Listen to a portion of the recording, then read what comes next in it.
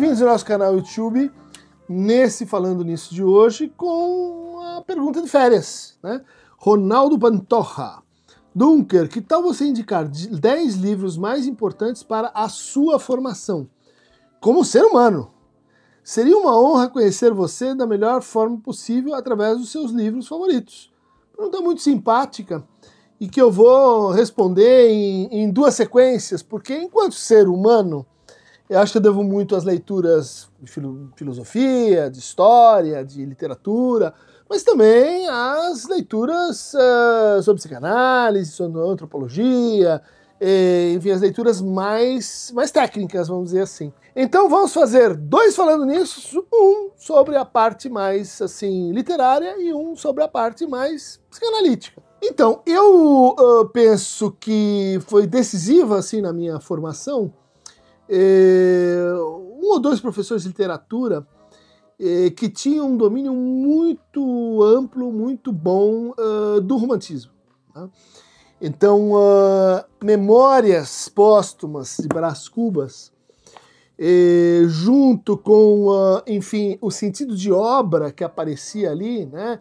Eu lembro que eu li A Mão e a Luva, e outros trabalhos, né, da fase romântica do Machado, e depois li outros textos como Dom Casmurro, essa ideia de que um autor ele ia se movendo dentro das suas questões, dentro da sua produção, ela foi sintetizada para mim nessa ideia, né, magistral do Machado de ter um narrador morto, né, do ponto de vista assim, de uma vida que se foi e que é uma vida que medita sobre si a partir desse ponto de vista, né, do que poderia ter sido, mas que jamais será. Então o emplastro, né, do Brás Cubas, os seus capítulos inesquecíveis sobre a mariposa, Juvenal ou Juvencio, não lembro direito a passagem que ele fala do escravo, né, a relação dele com o pai, muita coisa que entrou, eu li quando era assim, primeiro colegial, né, assim, começo de vida adolescente. Também na esteira de, olha, os livros trazem coisas assim, muito interessantes, eu li o Jorge Amado e tal, mas é engraçado que olhando para trás, aquilo fica um pouco como uma parte de um interesse genérico pela literatura, Jorge Amado e Agatha Christie. Eu li 70 livros da Agatha Christie, adorava romance policial e tal, mas para minha formação, quando eu olho para trás, esse pequeno trabalho do José J. Veiga, Sombra dos Reis Barbudos, né? É um dos poucos surrealistas brasileiros, né? História de um conto de uma cidade onde começam a aparecer muros, né? E a fábrica vai construindo muros, e os muros vão destruindo as relações, e daí aparecem os abutres, e é uma grande metáfora, né, da nossa sociedade. Depois fui escrever sobre muros, e que me levou assim, ao gosto pelas distopias, utopias, né, do Metrópolis, Blade Runner, depois várias coisas desse livro que me fizeram assim, me aproximar do surrealismo, né? Era uma estética que eu gostava muito e que está lá assim, na juventude. Também na juventude eu li e assim, acompanhei muitas aulas, muitas discussões, né, sobre esse trabalho que faz parte, né, eu já escrevi um pouco sobre isso, do que eu chamei de a Revolução Espiritual dos anos 80, né, onde a gente lia a revista Planeta, onde a gente acompanhava Raul Seixas e Paulo, antes da fase, vamos dizer assim, Brida, Paulo Coelho, né, e que estava na nossa mira, assim, pirâmides, cristais, radiestesia, tudo que fosse assim de outros mundos, mas especialmente esse trabalho do Gurdjieff, Encontro com Homens Notáveis, né? É uma biografia de um sujeito que perambula assim pelo norte da África, pela Ásia Menor, e que vai contando os encontros, né, e a relação que ele tem com o universo, vamos dizer assim, mágico, transcendental, né, nos limites da ciência, né, nos limites, inclusive, da própria teologia, né, teologia oriental. Não consegui achar, aparentemente minha filha retirou um livro aqui da nossa biblioteca, né? Mas eu não consegui achar um trabalho que eu li junto com esse e que me foi muito inspirador, que é ainda mais assim ao Oriente ainda, que é a autobiografia de um yogi contemporâneo, né? Paramahansa Yogananda, né? Um livro que narrava também a história de alguém que nasce na Índia, tem toda uma relação ali de discipulado. Lembro de como ele narra a relação com a respiração, a relação com a natureza, a relação com a alimentação, a relação consigo, né? Quer dizer, esse processo de transformação pelo qual as pessoas passam, nesse caso aí, ligado ao hinduísmo, né? A experiência oriental, que ele traz para o Ocidente. É a história de alguém que vem de lá e funda uma associação, né, ligada à meditação e à tomada de consciência nos Estados Unidos dos anos 30, talvez 40, estou mencionando isso de cabeça, né? É um trabalho dessa largura assim, que me acompanhou e me transformou, introduzindo assim uma dimensão de aproximação com as religiões, menos ligado assim à crença institucional e mais ligado a uma espécie de filosofia, né, do que essas pessoas que tinham uma relação, né, com o transcendente, de ao mesmo tempo de crítica, de desafio e de abertura, né, para outros mundos, para outras épocas, para outros corpos, né, as viagens astrais, né, isso tudo fez parte muito densamente da minha formação. E dali fui para o Bhagavad Gita, para a própria Bíblia, para o Corão. Teve uma fase assim que Zohar, né, o livro da Cabala, né, e teve uma fase em que me interessava muito por religião comparativa, né, quer dizer, o que um diz que o outro diz também, no que eles diferem. E foi uma fase atravessada também por grande impacto desse trabalho que é um clássico de adolescentes, né, do J.D. Salinger, né, o Apanhador no Campo de Centeio, a história de um jovem assim, com o qual eu me identificava bastante, né, um garoto que estava deslocado, sendo assim, ser viciado pelos outros, incompreendido pelos pais, né, pela escola, era aquele bullying de toda sorte, e que encontrava assim, no devaneio e na inquietação filosófica uma espécie de consolo, né?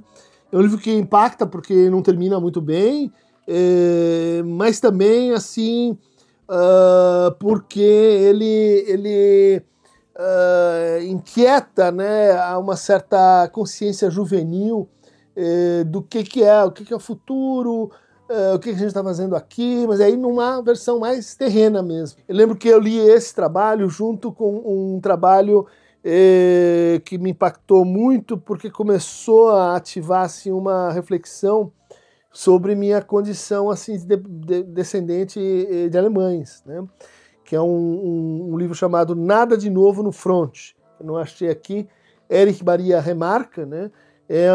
Depois virou filme, mais recentemente, mas a época é a história de um grupo de soldados na Primeira Guerra Mundial e de como a guerra é uma coisa realmente muito louca e como a gente se engaja assim em convicções e crenças ideológicas, como isso está atravessado por bons e maus encontros, pela força da amizade, isso é muito, muito possante naquele livro, né? E pelo fato de que, assim como no Apanhador no Campo de Centeio, as coisas não terminam bem, né? É aquilo que depois o Walter Benjamin vai comentar, é aquela guerra que não deixa uma boa história, a guerra da morte à distância, das trincheiras, da desumanização, dos tanques, né? E tudo isso, né, bem entranhado nas minhas lembranças familiares, né? Nas histórias de família. Meu bisavô materno lutou pela Alemanha na Primeira Guerra Mundial, na fronteira com a França, e a gente tem fotos, então ele trabalhava medindo, né, a distância com o teodolito para a artilharia atacar, né? E ele trouxe da Primeira Guerra uma máscara antigás, né? E do Natal ele saía pela rua vestido a máscara antigás, né? Que parecia um Sandman, e as pessoas na rua então achavam aquilo fabuloso, né? E tinha todas as histórias da Primeira Guerra da parte da minha mãe, né? E da Segunda Guerra, a parte do meu pai. Então, literatura de guerra e o que o Apanhador do Campo de Centeio representou para mim foram uma outra abertura aí que me formou bastante, né? Aí eu encontrei a Cris, né, minha futura esposa, na faculdade, né? Eu estava no segundo, ela estava no primeiro, e a gente encontrei ela um encontro de política estudantil, né, um EREP em Piracicaba. A gente começa a namorar e ela me dá um livro que muda a minha vida. Não sei se era porque vinha junto com a pessoa, né, mas é um livro da Clarice Lispector, Uma Aprendizagem, o Livro dos Prazeres, né, que tem um entremeio com a Paixão segundo GH, né, a história do Lore, do Ulisses, para mim é um trabalho assim que abriu a ideia de que, olha, a linguagem pode ser outra coisa, né? O jeito de falar, o jeito de dizer, o jeito de pensar pode, enfim, adquirir, né, dimensões que são extraordinárias, né? Ainda que banais, ainda que profundamente assim cotidianas, ainda que ligadas, né, sem nenhum transcendentalismo, mas é uma espécie de força da imanência, né, dos corpos, das paixões, do pequeno, do miúdo. E nessa linha, então, ainda já na faculdade, mas delirando com a Clarice Lispector de um lado, e daí eu encontrei uma outra pegada que veio com o Nelson Rodrigues. É ele mesmo, eu sei que não está muito popular hoje em dia, mas a pergunta é sobre minha formação, né? Eu fui então construído como um homem, no sentido assim mais clássico, né? Modelo 66, ano de fabricação 65.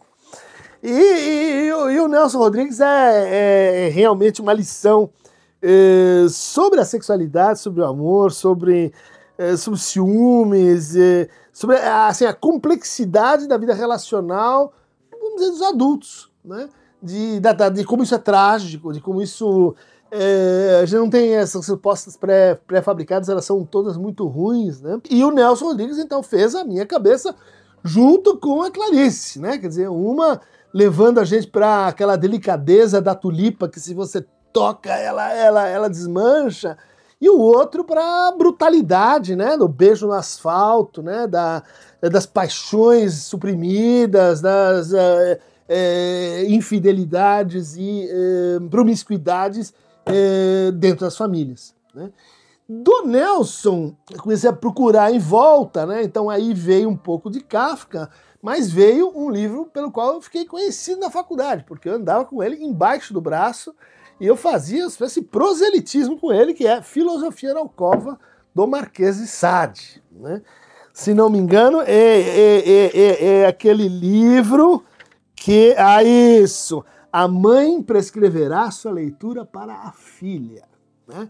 É um livro de sacanagem. É um livro de sacanagem filosófica. Então tem a Dom Mancé, a Madame de Saint-Ange, que estão às voltas com uma espécie de experimento sexual, né, que é entre Justine e Juliette. Uma é a virtuosa, a virgem, a outra é a lasciva, luxuriosa, e elas representam, no fundo, duas atitudes diante da natureza, da moralidade, da ética, do desejo. Tudo isso posto, né, numa chave, assim, altamente filosófica, né? E esse capítulo inesquecível, franceses, mais um esforço se quereis ser republicanos, né? Ou seja, foi uma entrada, né, no universo da transgressão, começou com o Nelson, foi Filosofia na Alcova, com o Marquês de Sade,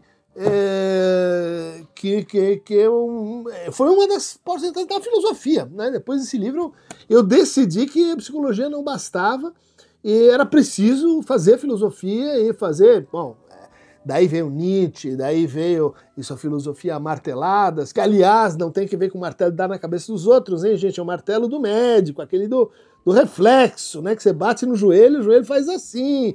não vamos atacar o velho bigodudo. Mas enfim, tudo quanto é Klossowski, literatura assim, Bukowski, Timothy Leary, todas essas tranqueiras entraram na sequência de filosofia na Alcoba. Daí quando eu estava um pouco mais adiantado na faculdade, eu li um trabalho que me marcou muito, porque era história da medicina. Mas história da medicina contada por um na verdade ele é um professor, acho que Harvard ou Yale, mas é um romance, né, chamado O Físico, do Noah Gordon, que é um trabalho que assim conta a história de um menino, né, um menino órfão que entra na charrete, na carroça de um cirurgião barbeiro. E daí ele vai da Inglaterra até Bagdá, né, cruzando e aprendendo medicina.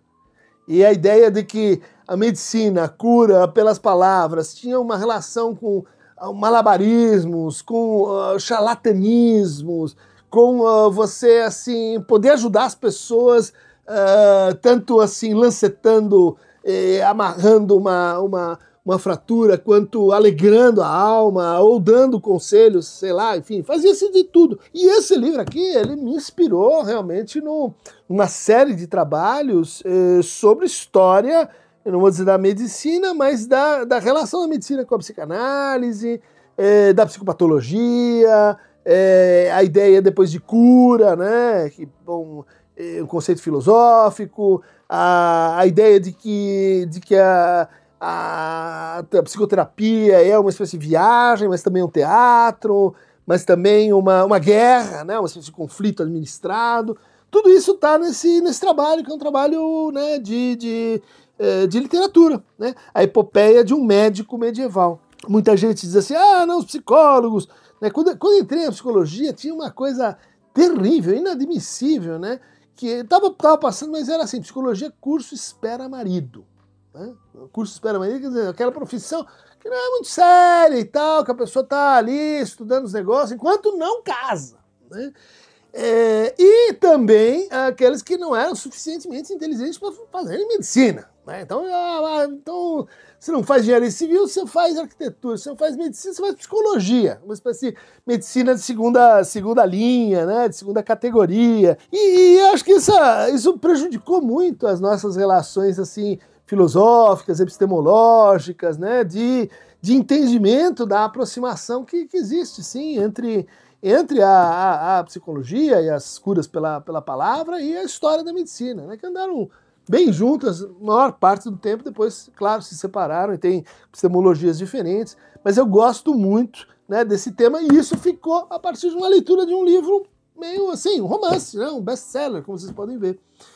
E o último texto, que aí já, né, doutorado, um pouco mais à frente, mas um texto que é um texto biográfico, vocês estão vendo aqui várias autobiografias, né, mas também é um texto técnico, né, porque é a autobiografia de um doente dos nervos, né, do Daniel Paul Schreber, né, que é interpretada, lida, comentada pelo Freud, no seu texto famoso, né, Observações Psicanalíticas sobre um caso de demência paranoides, e também pelo Lacan, Seminário 3, também questão preliminar. Só que tem a história do cara, né, da versão dele, né, como é que ele inventava uma nova língua, né, um alemão cheio de eufemismos, a Grundsprache, né, e que, como disse o Freud, né, no seu comentário, era o melhor livro de introdução à psicologia, as melhores intuições psicológicas da sua época não estavam nos tratados, não estavam nos volumes lá de psicopatologia, mas estava na autobiografia do Schreber. Quer dizer, e essa ideia de que a psicopatologia ela deve muito à literatura, de que ela depende de um gênero discursivo, de que as autobiografias elas são assim incontornáveis para a gente, isso tudo foi me comprovado, vamos dizer assim, na experiência da leitura. Eu tive que ler acho que era o doutorado, tive que ler linha a linha esse trabalho e fiquei noites assim, insones, com a viagem, né, desse grande sofredor que é o Daniel Paul Schreiber. Então tá aí, gente, 10 livros de literatura, biográficos, alguns meio teológicos, que me formaram. Então, pessoal, aproveitando, né, esse vídeo, uma lembrança, né? A pessoa que segue o canal já há mais tempo sabe disso, mas quem está tendo um primeiro encontro agora, todos os livros que a gente menciona, eles têm um acesso, né, às edições e etc., postos na aba do canal.